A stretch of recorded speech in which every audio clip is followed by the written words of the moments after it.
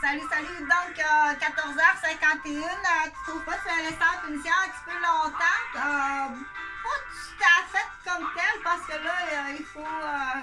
Je peux pas donner un cours comme tel, là. Tout justifié aux parents, puis du coup, le Teflon va tout enregistrer ça, là, et puis là, il va trouver une autre sournoise. Oh non, Lulu, fais pas ça ici, mais voyons donc. Donc, il faut connaître le déficit d'attention, il faut connaître le TDAH, qui se manifeste très jeune, mais là, si en plus on rajoute l'alcoolo-fœtal, quand on dit alcoolo-fœtal, c'est le nom qu'on donne, mais la mère, elle peut avoir pris de l'héroïne, de la cocaïne, du LSD, de l'ecstasy, des drogues. Quand on dit alcoolo-fœtal, c'est pas juste l'alcool. Donc, prime abord, parce que tu dois, en tant que parent, c'est pas facile d'accepter une différence. Mais là, écoutez, madame, de quelle façon qu'on dit ça? Ça, c'est pas de mon essor à moi, là, parce que je fais un peu ce qu'on appelle... non, Lulu, en 1973, je fais un peu comme quelque chose de comique avec ça, là, parce que oui, tu dois payer, ok, parce que c'est juste comme pas de tes affaires. Premièrement, je suis pas supposée d'avoir chez moi là, des enfants qui laissent des pistes de raquettes là, de grands maniaques. De parents. En tant que service de garde, je ne suis pas supposée d'avoir ce type d'enfant-là chez moi. Normalement, ce type d'enfant-là, c'est hospitalisé. On n'entend plus parler. Excusez, c'est épouvantable de parler comme ça d'un enfant.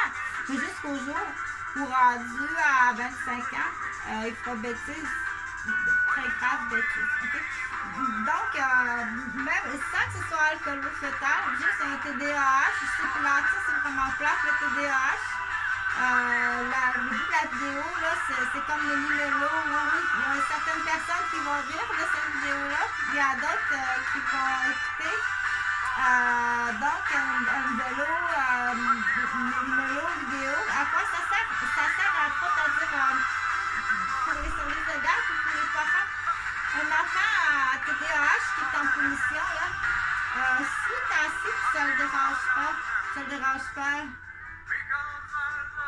Il est en punition, mais ça le dérange pas, je t'assure. Il est assis là, puis ça le dérange pas. Mais là, c'est les spectateurs tout autour, les autres enfants, les autres parents, puis peut-être qu'il y a des spectateurs, peut-être aussi qu'on est filmé et qu'on ne le sait pas. Okay? Mais une chose est sûre, il est assis et ça ne le dérange pas du tout, c'est un TDAH. Okay? Il est peut-être même en train de planifier là, un coup pour tantôt. Et puis il y a même la nouvelle génération manette, puis il y a la nouvelle génération réseau contact. Pardon? Oui. Les enfants réseau contact, ils font du réseau contact avec un père ou une mère célibataire. Celle-là, tu l'aimes-tu? Ouais. Celle-là, garçon, tu l'aimes-tu, celle-là? Ouais, c'est belle. Donc, les enfants qu'on appelle, on les appelle, là, ça m'en fait beaucoup. C'est assez facile, là. Donc, les enfants réseau contact, ça existe, oui, ça existe. Les enfants réseau contact, fait qu'en plus de son déficit d'attention qui est assis en punition à la garderie, ça ne le dérange pas du tout. Il est assis, ça ne le dérange pas. Il a la tête ailleurs. Il a peut-être la tête dans sa manette. Il a peut-être la tête déjà d'un petit bebête des autres enfants. D'un caleçon, puis d'un petit bebête des autres enfants devant lui, puis il planifie un coup pour tantôt pour y faire des bobos, pour la faire crier. Parce que quand elle crie, il y a une satisfaction. Donc, moi, j'explique, là.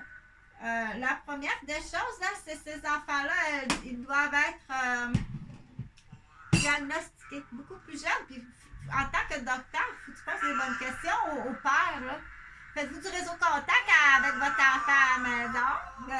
Êtes-vous en train de choisir un nouveau papa ou une nouvelle maman ensemble? Puis il y a quelque chose d'autre qui est bon dans ça, là. Là, t'as ton 2, t'as ton 3, t'as ton 4. C'est plus dur, c'est plus dur. Donc, on dit l'initiation à la sexualité qui ne doit pas appartenir à cet âge-là.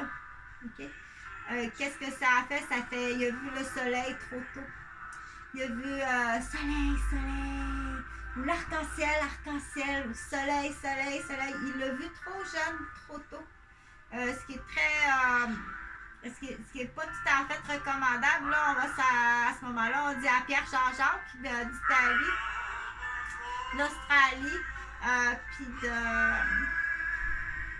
où dans l'autre place? Je m'en souviens plus du mot. C'est pas grave, là. Ben, il me semble qu'il y avait d'autres choses dans le salon, là. Quand on est revenu cet été-là, il n'y avait plus le meuble du téléviseur ou du système de son. Dans le salon, il était plus là. Bon, papa il l'a sorti, il était plus bon ce meuble-là. Il y avait juste la petite télévision orange un petit peu plus tard. Donc, c'est sûr que les enfants qui voyagent, moi je suis une enfant qui a voyagé, non pas d'une famille reconstituée, déménagée très jeune, là, chez papa et chez maman, mais c'était du chalet à la maison. De la maison au chalet, puis du chalet à la maison. Donc, il y a du mystère qui plane. Oui, il y a du mystère qui plane un peu parce qu'on dort dans l'auto. On se fait un peu niaiser comme tel. Mais pour en revenir à notre cher enfant, qu'on dit alcoolo-fœtal, ça veut pas dire juste alcool, parce que oui, je répète une deuxième fois, un deuxième couplet. Okay? Puis il faut le savoir. On cache pas ça au professeur. Cache pas ça si t'es une femme qui t'a pris de la drogue puis de l'alcool pendant ta grossesse, tu caches ça au conjoint. Ou tu caches ça à la belle famille, puis t'es en rechute pendant ta grossesse. Donc c'est extrêmement grave. Puis c'est là qu'on va aller voir dire la personne qui cache ça puis qui est enceinte. Là. Il faut aller voir c'est qui le docteur de la petite bête. Okay? Parce que le docteur de la petite bête, là, elle est mal soignée. Si elle est en couple, elle est en délit de fuite, là. Admettons, elle vient d'Europe ou elle vient de la Rive-Sud, là. Elle est en délit de fuite, là. Il y a un Maccabée dans un fossé, là, de ses années collégiennes. Elle est en délit de fuite. Elle va ailleurs. Et puis là, elle prend mari. Elle est enceinte. Elle ne tape pas la ronde. Elle commence à consommer. Donc là, on dit, ça fait bien des dégâts. On va peut-être... puis elle dit pas ça à son mari. Là, le mari dit, mais voyons, j'ai de la misère avec mon enfant, ça se fait pas. Inquiète-toi pas, j'ai pas rien pris pendant ma grossesse. J'ai ni de cigarettes, ni de boissons, ni de drogue, ni de médicaments. Absolument pas. J'ai des deux enfants, les plus beaux bébés...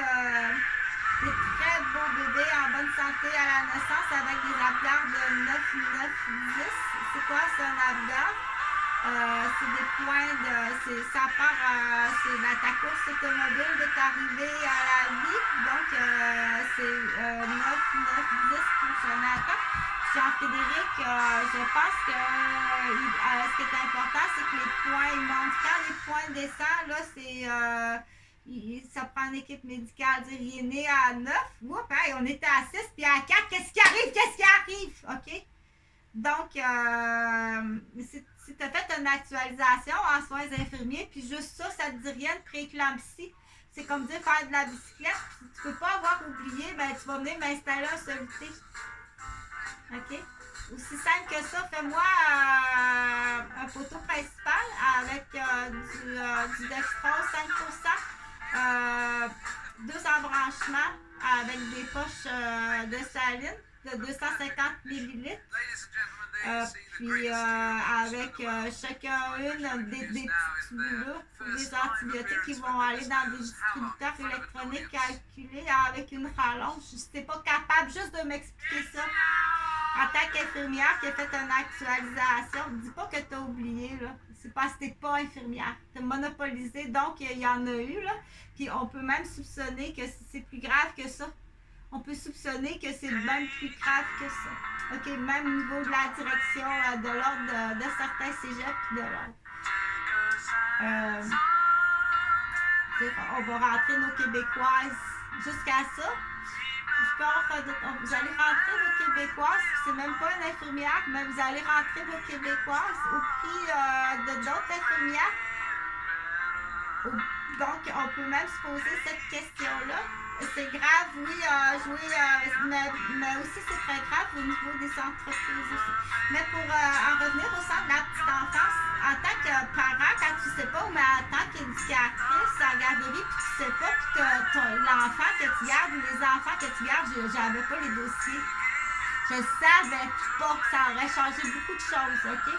Du coup, dire avec plus de détails, tu m'emmènes ça chez moi, là, tu réalises des pistes de raquettes là, qui sont chez moi, puis après ça, ils s'en vont chez les autres parents. Là.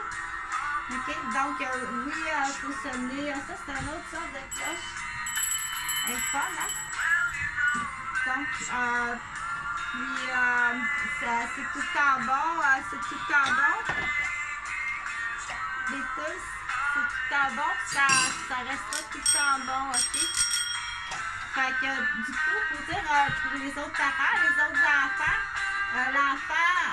l'enfant TDAH, manette, mais là, on rajoute qui fait, tu fais du réseau contact avec ton père. T'es déjà soleil, dans un monde d'hypersexualisation, OK? Sur une rue d'école, où est-ce qu'on... c'est une contamination, là, donc attention au haut, là, parce que des fois, je vois des choses, là.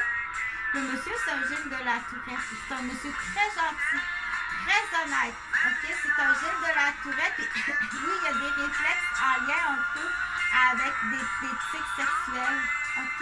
Fleurette va pas frapper le monsieur, là, pour signer son nom à la pendaison, OK? C'est correct? Mademoiselle, parce que ton visage, on veut plus voir. Il va falloir que tu caches ton visage. Tu es plein de grimaces. Tu as un visage plein d'exclamations, de visage qui est très nocif pour la population. Tout autour. D'accord? Donc, mais pourquoi tu es comme ça, tu es aliéné? Tu n'es pas supposé à ton âge focusser sur les prédateurs. Tu as d'autres choses à faire. Toi, tu n'es pas soleil arc-en-ciel. Tu es l'encre à bateau puis tu as un plomb dans le fond. Tu es en train de couler, puis tu fais couler du monde avec toi. OK. Donc là, je continue pour dire du coup à la fois, là. Des fois, il y a des détails qu'il faut expliquer comme ça qui ne sont pas anodins. OK, mets-toi de tes affaires. Là, parce qu'après ça, on dit... ça voulait-tu dire... on a signé pour fermer ta garderie. Bon, je t'ai acheté un certificat Calido à réflexologie. Les grandes dates. Juste à aller vérifier est-ce que ça avait rapport avec un enfant qui est resté qui a réfléchi, selon toi, trop longtemps. D'une complicité avec une grand-mère dont son fils est un héroïnomane à la 3e rechute avec des traitements de coma. Puis avec du commerce de vente et d'achat humaine, fort possible en lien. C'est ça que tu défends, toi? C'est ça que tu défends. Mais je dois poser la question, OK?